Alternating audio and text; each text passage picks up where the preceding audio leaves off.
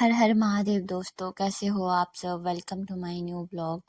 आज बड़े दिनों के बाद मैं आपको ब्लॉग में देखने को मिल रही हूँ, क्योंकि बड़े दिनों से ना सोच रही हूँ ब्लॉग एडिट करूँ बट टाइम ही नहीं मिल रहा है। अब हम देखो बड़े दिनों के बाद ही मैं आपसे मिल पा रही हूँ। तो आज का मैं आपको बताती हूँ कि आज था पोलियो ड्रॉप वाला दिन, जो आज मेरे बच्चों को पहली बार में हम लेके जा रहे हैं पोलियो के ड्रॉप्स पिलाने के लिए। तो ये हम जा रहे हैं अपनी गाड़ी पे ही। है तो वैसे पास में ही था हॉस्पिटल, मगर हमने सोचा बारिश वाला मौसम है, बारिश कभी भी लग सकती है, तो हम अगर इनको ऐसे लेके जाएं बारिश लग जाए तो फिर मुश्किल हो जाएगा। हमने सोचा गाड़ी लेके जाते हैं। यहाँ से ना शॉर्टकट रास्ते भी होते हैं, जैसे पहाड़ी से चढ़ के दूसरी तरफ चले जाना है, ऐसे ही रास्ते हैं। हमने कहा सीधे सीधे रास्ते से जाते हैं हॉस्पिटल में। तो वही उसके बाद हमने सोचा आज इनकी बेडिंग आनी हुई, थोड़े से आलसी हैं तो उन्होंने वो बनाया ही नहीं इनका बेड। तो कहते रजाटी रखी हुई थी हमने एक, तो उसी का बेड बना के हमारा गुजारा कर रहे हैं। तो उसके बाद मैंने कहा चलो अब मैं भी चलते हैं। तो मेरे को तो ये देखो सामने, जब हम मैं आपको बता रही थी ना उस दिन की रास्ता दिखता है, तो ये देखो वो सामने जो है ना, वहीं पे हम रहते हैं। बहुत प्यारा घर है उनका, वो देखो वो सामने। लो जी, हम पहुंच गए हैं सीधा हॉस्पिटल में। अब हम बच्चों को दिखा पिलाते हैं ड्रॉप, देखना इनका रिएक्शन क्या होता है। पहली बार पियेंगे ये ड्रॉप्स पोलियो वाले। सब बच्चों को पिलाना चाहिए यार। पहले तो वैसे तो वो बोल रहे थे कि हम घर आ सकते हैं, मगर नहीं, हमने सोचा रिस्क नहीं लेते, हम जाके ही पिला आते हैं। पहले दिन ही पिलाना चाहिए वैसे। तो ये देखो इनका रिएक्शन वरदान को पसंद नहीं आया। दुआ को मैंने उठाया था तो मैं ही पिला रही, मैंने कहा मैं ही पिलाऊंगी। उन्होंने कहते मैं पिलाऊंगा, मैंने कहा नहीं नहीं मैं खुद ही देती हूँ। तो ऐसे तो ये ऐसे दवाई पीने में नखरे नहीं करती, पर जैसे इसने ड्रॉप्स पिए ना तो इसको बड़ा गंदा सा लगा। ऐसे नहीं ये करती, रोने वाली होगी थी। ये देखो इनका सबूत कि हमने आज पोलियो ड्रॉप्स पिए हैं। दोनों को लगाया था, मार्कर से लगाया था, जैसे कि वोट डाल के आए हुए हैं। ये इनका सबूत है कि हाँ जी हमने ड्रॉप्स पिए। उसके बाद हम दोनों, अनुज कहते हैं मौसम बहुत अच्छा बना हुआ है, रास्ता भी बहुत सुंदर है, तो चलो थोड़ा सा आगे से चक्कर लगा के आते हैं। वैसे ना हम सुबह सुबह ही आ गए थे 9-10 बजे, तो बारिश तब बंद थी, पर अब थोड़ी थोड़ी लगना मौसम खराब हो रहा था। तो देखो कितना सुंदर व्यू है यार, बाहर का इतना सुंदर व्यू है। वही हम म्यूजिक एंजॉय करते करते, ज़्यादा दूर नहीं गए थे, पास ही के थे। और पास में ही देखो कितने अच्छे अच्छे व्यूज़ हैं वहाँ पे देखने के लिए। मुझे सच में यार जब से आई हूँ ना बहुत मज़ा आ रहा, बहुत ज़्यादा मज़ा आ रहा। बाहर थोड़ी थोड़ी बारिश लगी थी, और मैंने कहा हम खुद को भी कैप्चर कर लेते हैं कैमरे में। यही मोमेंट्स हैं जो फॉर एवर ले रह जाएंगे। मेरे बच्चे हमेशा भी इतने छोटे नहीं रहेंगे। तो मैं भी बाहर का व्यू एंजॉय करते हुए, अनुज मुझे बता रहे हैं यहाँ से ऊपर जाता है ना जो रास्ता, वहाँ मेरा बैंक है। उनका बैंक तो इतना ज़्यादा गांव में है ना, किसी दिन मैं वहाँ का भी व्लॉग आपके साथ शेयर करूँगी। बहुत अच्छी जगह है वो, पर वहाँ बहुत ज़्यादा ठंडी पड़ती है। उसके बाद हम सुबह कुछ खा के नहीं आए थे, तो आगे थोड़ा सा त्रियाट कोई मार्केट है, तो वहाँ पे मुझे बड़ी देर के बाद कुलचा दिखा। तो मैंने कहा अनुज ये खा के चलते हैं। हमने सुबह ब्रेकफास्ट भी नहीं किया था, और मैं बोल रही हूँ अच्छा है। तो अनुज भी खा रहे थे, क्योंकि बड़ी दिन के बाद हमें स्ट्रीट फूड में कुछ सिर्फ कुलचा ही मिला। उसके बाद देखो फिर से हमने वापस आने का सोचा, क्योंकि मौसम ना ज़्यादा ही ख़राब होने लग गया था। तो ये आंटी भी मिले, बच्चे भी मिले। तो कोई बच्चों को नहीं, फिर हम होते अपने बच्चों को अंदर अंदर घुसा के रखते हैं, बारिश है ठंड है बाहर नहीं जाना।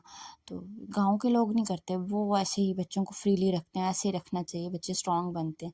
अनुज कहते तुम रहो अंदर, मैं बाहर जाके व्यू एंजॉय कर रहा हूँ। और बारिश ना बहुत ज़्यादा तेज़ लगी थी, बहुत बहुत बहुत ज़्यादा। तो हमने कोई ना छाता वगैरह भी नहीं लाया था। तो हमने कहा बच्चों का शुक्र है, हमारा ना एक अच्छा ये रहता है कि हम हमेशा ना दूध साथ में ही कैरी करके रखते। कभी भी कुछ भी हो जाए तो बच्चों को भूख वगैरह लगती है, तो हम दूध उनका साथ रखते हैं। तो वही अब हमें जाना मुश्किल था, छाता हमने लाया नहीं था, तो बारिश बहुत तेज़ थी। तो मैंने वरदान को वहीं पे गाड़ी में ही दूध पिलाया, क्योंकि उनको बहुत भूख लगी थी।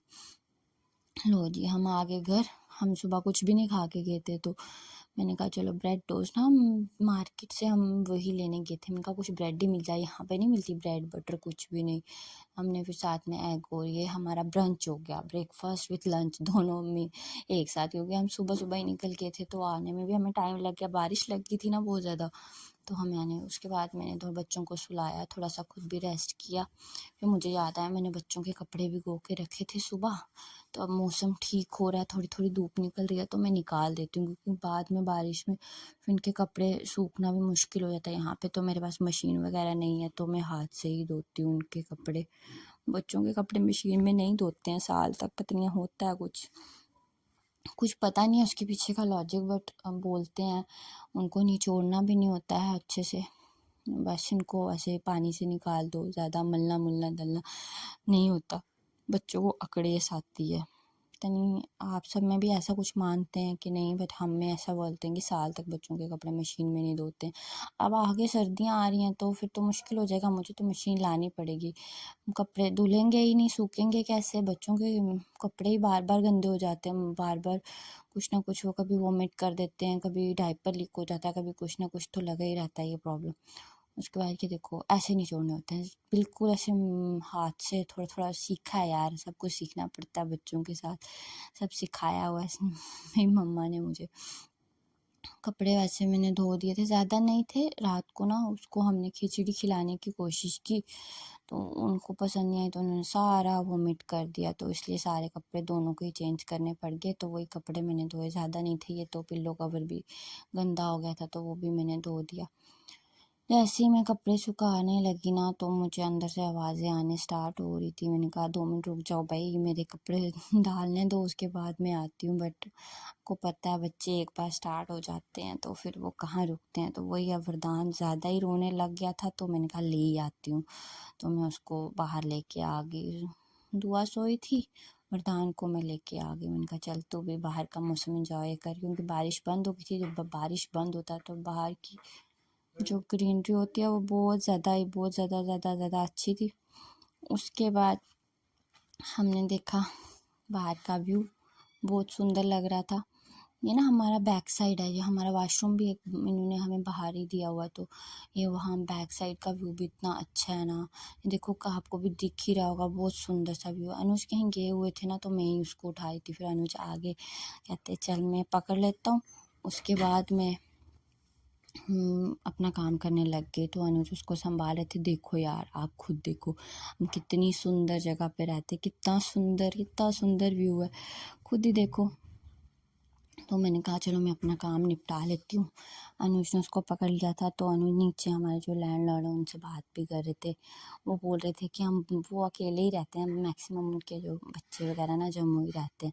तो बोलते मैं बोर हो जाता हूँ, तो अनुज कहते मैं कहाँ बोर होता हूँ, मेरा तो बहुत अच्छा टाइम पास है दोनों के साथ, हम नहीं बोर शोर होते, हमें बस टाइम ही नहीं मिलता खुद के लिए, हम पूरा दिन बस बच्चों के साथ ही लगे रहते हैं। अनुज तो ऑफिस जाते हैं, लग जाते हैं, मैं तो सुबह से आपको पता ही है मेरा तो ऐसे ही चलता रहता है। तो ये देखो मैंने बच्चों के कपड़े वगैरह हैंकी वगैरह सब धो दिए थे, सब इन्होंने वोमिट करके ना गंदे कर दिए हुए थे। उसके बाद अनुज कहते थक गई है बेचारी, सुबह से ही लगी हुई है, तो कहते हैं मैं ही साफ़ कर देता हूँ बाहर का, काफ़ी गंदा होकर रखा था। जैसे हम कपड़े धोते ना तो वहाँ पे उनका कोई स्लोप वगैरह नहीं है जहाँ से पानी नीचे जाए या कुछ, तो वो बाहर ही आ जाता है। तो वही हम देख रहे हैं, तो वही पानी सारा इकट्ठा हो गया था, तो अनुज सारा पानी वहाँ से सोख रहे थे बेचारे। ऐसा हस्बैंड होना चाहिए ना सबको, हस्बैंड हमेशा हेल्प करने वाला ही होना चाहिए यार। आजकल ना लड़के बड़े स्टाइल मारते हैं, मुझे वो सोचते हैं कि वाइफ का काम करने से कोई छोटा हो जाता है, ऐसा नहीं होता यार। जितनी आप हेल्प करोगे लाइफ ऐसे ही आगे चलेगी, नहीं तो आप आकर मार के बैठ जाओगे कि सब एक काम लड़की ही करे तो लाइफ का आगे बढ़ना। तभी आजकल ना लाइफ जितने भी कपल्स हैं उनके बीच यही छोटी छोटी बातों के लिए झगड़े रहते हैं कि हम क्यों करें, तुम करो, लड़कियों का काम है। मिलजुल के करो भाई, दोनों का ही काम होता है, ऐसा नहीं होता। तभी आपका रिलेशन थोड़ा सा अच्छा चलेगा। फिर उसके बाद अनुज देखो कितनी हेल्प करते हैं, जिस दिन छुट्टी होती है ना उस दिन सच में भाई और मुझे ना बहुत हेल्प मिल जाती है, अनुज की बहुत ज़्यादा हेल्प मिल जाती है। उसके बाद हम वरदान को खिला रहे थे, दुआ तो सोई हुई थी, तो अनुज मेरे साथ कुछ मजाक कर रहे थे, मुझे बस उनको मारा तो यही चलता है हमारा पूरा दिन। तो ये देखो मैंने कहा चलो आपको बाहर का अच्छे से व्यू, ये नीचे हमारा जो किचन गार्डन है लैंडलॉर्ड का वो है, देखो कितना अच्छा इन्होंने अब नई सब्जी लगा दी। यहाँ जहाँ मैं पॉइंट आउट कर रही हूँ ना, ये बावली है, यहाँ पे लोग नहाते हैं, कपड़े धोते हैं।